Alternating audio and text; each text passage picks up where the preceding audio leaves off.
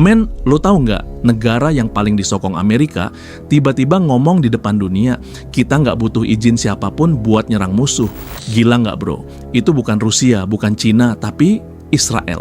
Dan yang ngomong bukan orang sembarangan, Benjamin Netanyahu sendiri. Tapi pertanyaannya, kok bisa negara yang hidup dari bantuan senjata Amerika malah nantang balik? Nih, gue kasih tahu. Ini bukan cuma soal perang Gaza, tapi soal siapa yang sebenarnya ngatur siapa di dunia ini.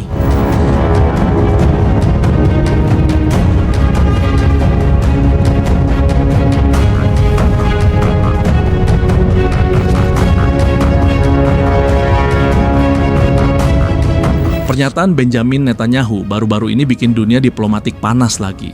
Di tengah tekanan global supaya Israel berhenti mengebom Gaza dan menahan diri di Lebanon, tiba-tiba dia muncul di depan kamera ngomong dengan nada tegas, Israel tidak butuh izin siapapun untuk membela diri. איננו מבקשים אישור מאף אחד לכך. אנחנו שולטים בביטחון שלנו. Kalimat itu kedengarannya heroik buat sebagian orang Israel, tapi buat dunia internasional itu kayak tamparan ke wajah semua sekutu yang selama ini ngasih dukungan, terutama Amerika Serikat. Kalimat itu keluar bukan dalam situasi damai, tapi di momen paling sensitif, saat Washington lagi ngedesak supaya Israel nggak memperluas operasi militernya ke Lebanon. Yerusalem khawatir kalau Israel nyerang Hizbullah di utara, perang bisa melebar ke skala regional yang lebih parah. Tapi Netanyahu seolah bilang, lu tenang aja, gua tahu apa yang gua lakuin.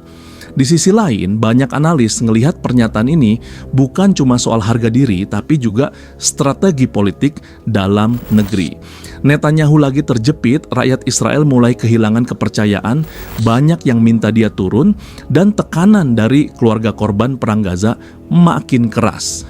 Jadi dengan menantang Amerika, dia seakan mau bilang ke rakyatnya, lihat, gue pemimpin yang kuat, nggak tunduk sama siapapun. Tapi bro, kalau kita tarik ke belakang, hubungan Israel dan Amerika tuh kayak simbiosis politik plus militer. Israel bisa terus maju karena suplai senjata, teknologi, sampai sistem pertahanan udara kayak Iron Dome, itu semua datang dari AS. Jadi waktu Netanyahu ngomong nggak butuh siapapun, yang denger di Washington jelas ngeh. Itu omongan politik, bukan realita lapangan. Masalahnya, pernyataan kayak gitu bisa punya konsekuensi serius di meja diplomatik. Amerika selama ini ngasih bantuan militer tahunan ke Israel senilai 3,8 miliar dolar, belum termasuk dukungan tambahan selama perang Gaza. Kalau hubungan itu renggang, Israel bisa kena dampak besar. Embargo senjata, pembatasan logistik militer, atau bahkan isolasi diplomatik. Tapi di sisi lain, Netanyahu tahu betul satu hal. Politik Amerika sendiri terbelah soal Israel. Banyak politisi konservatif uyalas yang justru ngebela Israel mati-matian, bahkan kalau Gedung Putih udah mulai risih. Jadi Netanyahu pinter main di celah itu. Dia bisa nentang Biden tapi tetap dapat dukungan dari Kongres yang didominasi Partai Republik. Disinilah letak permainan politik tingkat tinggi. Netanyahu bukan cuma ngomong buat dunia, tapi buat dua audiens sekaligus. Rakyat Israel yang pengen lihat pemimpin yang kuat dan politikus Amerika yang masih percaya Israel harus bebas nentuin langkah tanpa intervensi. Tapi kalau kita bicara realita di medan perang, Israel masih sangat tergantung sama Amerika, baik dari sisi persenjataan, amunisi presisi, bahkan spare part buat jet F-35 yang mereka pakai. Tanpa dukungan itu, operasional IDF bisa melambat drastis dalam hitungan minggu. Nah, kenapa Netanyahu tetap nekat ngomong kayak gitu? Karena politik domestiknya lagi panas banget. Banyak pengamat bilang dia lagi berusaha mengalihkan kemarahan publik dari kegagalan di awal perang Hamas-Israel ke arah isu kebanggaan nasional. Jadi dengan tampil menantang Amerika, dia dapat dua keuntungan. Ngebangun citra pemimpin berdaulat dan ngelempar sentimen patriotik biar rakyat berhenti ngomel soal krisis ekonomi dan korupsi di kabinetnya. Tapi bro, dunia diplomasi nggak sesederhana itu. Setiap kata yang keluar dari mulut pemimpin dunia punya efek domino. Begitu Netanyahu bilang nggak butuh izin siapapun, negara-negara Eropa yang selama ini dia mulai bersuara. Prancis dan Jerman misalnya nuntut klarifikasi karena mereka juga salah satu pemasok sistem elektronik militer Israel. Kalau hubungan Israel dengan Barat makin renggang, bisa jadi ekonomi mereka kena imbas. Pasar Eropa tuh penting buat teknologi siber dan ekspor drone mereka. Amerika sendiri sekarang lagi dilema. Di satu sisi, mereka nggak mau kehilangan pengaruh atas Israel, tapi di sisi lain, mereka juga nggak bisa terus-terusan jadi tambang diplomatik di PBB buat negara yang ngeyel. Jadi muncul spekulasi bahwa Gedung Putih mungkin bakal ngulur bantuan atau menunda pengiriman amunisi sebagai sinyal halus. Tapi seperti biasa, Netanyahu tahu gimana cara ngebalik keadaan. Dia bisa main di media, ngasih narasi bahwa Israel sedang diserang bukan cuma oleh musuh, tapi juga oleh dunia yang nggak ngerti penderitaan rakyatnya. Kalau kita tarik ke peta besar geopolitik, ini bukan cuma drama diplomasi.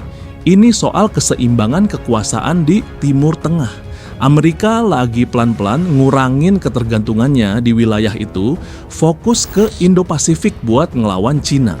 Artinya, Israel bisa kehilangan keistimewaan sebagai anak emas Washington.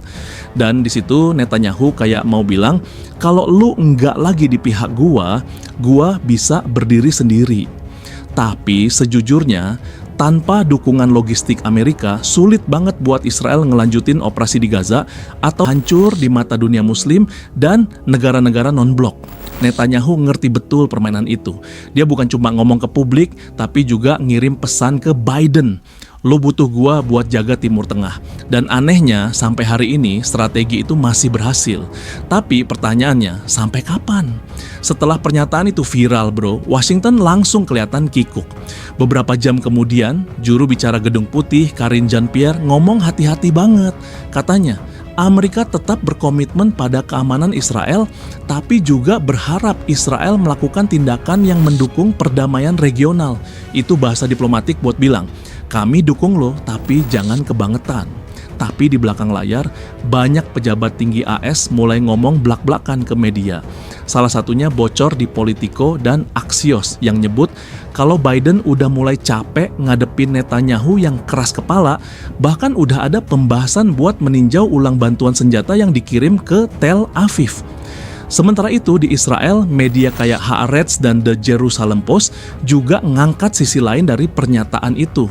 Mereka bilang Netanyahu lagi berusaha membingkai ulang narasi perang dari kegagalan militer jadi perjuangan eksistensial melawan tekanan global. Jadi bukan cuma soal melawan Hamas atau Hizbullah, tapi melawan dunia yang tidak memahami penderitaan Israel. Dan dengan retorika itu, dia berhasil ngumpulin lagi sebagian dukungan dari kaum konservatif yang sempat kecewa. Tapi efek sampingnya, hubungan Israel-Amerika mulai retak di tingkat strategis. Kalau kita bicara konsekuensi nyatanya, bro, ini bukan cuma soal politik. Sistem logistik militer Israel itu literally terhubung ke Pentagon. Setiap suku cadang F-35 yang rusak, setiap roket Iron Dome yang ditembakkan, datanya langsung masuk ke server yang dimonitor AS. Jadi kalau Washington mutusin buat ngerem pasokan suku cadang aja, itu udah bisa bikin operasi udara Israel macet. Belum lagi Project Iron Beam, sistem laser anti rudal baru yang masih butuh bantuan teknis Lockheed Martin. Artinya, ucapan nggak butuh siapapun itu kayak ngancem tukang bensin padahal tangki lo masih kosong. Tapi yang bikin Netanyahu berani itu karena dia tahu Amerika juga lagi terjebak dalam dilema geopolitik. Lu lihat aja bro, AS lagi sibuk ngurusin dua front besar, Ukraina dan Indo-Pasifik. Mereka nggak bisa sekaligus ribut sama Israel karena butuh sekutu kuat di Timur Tengah buat nahan Iran dan Rusia. Jadi disitulah Netanyahu main cerdik. Dia tahu Amerika nggak akan berani mukul dia beneran. Maksimal cuma ancaman halus atau penundaan bantuan. Dan setiap kali Washington ngomel, dia tinggal main kartu politik dalam negeri Amerika, dukungan Partai Republik. Sementara di Eropa, situasinya makin rumit. Prancis, Spanyol, dan Irlandia udah terang-terangan nuntut sanksi atas pelanggaran HAM Israel di Gaza. Tapi bro, ini bikin efek domino. Uni Eropa mulai mikir ulang kerja sama teknologi dengan Israel, terutama di bidang pertahanan siber dan drone. Padahal, Dua sektor itu yang jadi tulang punggung ekonomi Israel di luar bantuan Damais lah. Kalau sampai Eropa ikut ngerem proyek kolaborasi itu, dampaknya bisa nyeret ekonomi mereka ke bawah. Dan buat Netanyahu, tekanan kayak gini berarti dia harus mulai cari pasar baru. Mungkin India, Korea Selatan, atau bahkan Afrika. Tapi realitanya nggak ada yang bisa gantiin kapasitas AS dan Eropa dalam waktu dekat. Nah, dari sisi dunia Arab, mereka justru ngerasa dapat angin baru. Qatar, Mesir, dan Turki langsung ngumumin bahwa pernyataan Netanyahu itu bukti kalau Israel mulai kehilangan dukungan global. Bahkan Iran lewat menteri luar negerinya bilang kalau Amerika akhirnya sadar bahwa monster yang mereka pelihara mulai menggigit tangan tuannya sendiri. Ini narasi yang bahaya bro, karena bisa bikin sentimen anti-Israel makin tinggi dan memicu gerakan boikot ekonomi baru di Timur Tengah. Tapi mungkin bagian paling penting dari semua ini adalah bagaimana Biden menanggapi di belakang layar. Dari laporan The Washington Post, tim keamanan nasional AS sekarang lagi ngerancang strategi jarak aman, alias tetap bantu Israel tapi tanpa terlalu kelihatan dekat di publik. Jadi secara militer mereka masih nyokong, tapi secara diplomatik mereka mulai tarik diri pelan-pelan. Biden bahkan kabarnya udah 2 kali nolak undangan Netanyahu buat konferensi pers bareng. Itu sinyal jelas bahwa hubungan pribadi mereka udah dingin. Dan bro, disinilah plotnya makin dramatis. Kalau hubungan pribadi antara dua pemimpin udah rusak, efeknya bisa nyebar ke semua level, dari intelijen, koordinasi militer, sampai perundingan ekonomi. Makanya banyak analis di CNN dan Foreign Policy bilang, ini bisa jadi titik balik bersejarah dalam hubungan Israel-Ahwawatlam. Sebelumnya nggak pernah ada Perdana Menteri Israel yang ngomong sekeras itu ke Washington tanpa konsekuensi nyata. Tapi Netanyahu ngelakuin karena dia tahu satu hal, kalau dia berhasil meyakinkan rakyatnya bahwa dia berani lawan Amerika, elektabilitasnya bisa naik lagi. Jadi kesimpulannya bro, ucapan Israel tidak butuh izin siapapun itu bukan cuman retorika politik, itu semacam tes batas seberapa jauh dia bisa dorong hubungan dengan Amerika tanpa bikin kapal pecah. Dan sejauh ini Biden masih nahan diri. Tapi kalau serangan ke Lebanon beneran terjadi dan korban sipil makin banyak, dukungan internasional bisa ambruk total. Amerika bakal dipaksa pilih tetap lindungi Israel dengan risiko reputasi global hancur atau tarik dukungan dan biarin Netanyahu berdiri sendiri. Kalau itu terjadi, sejarah bisa berubah.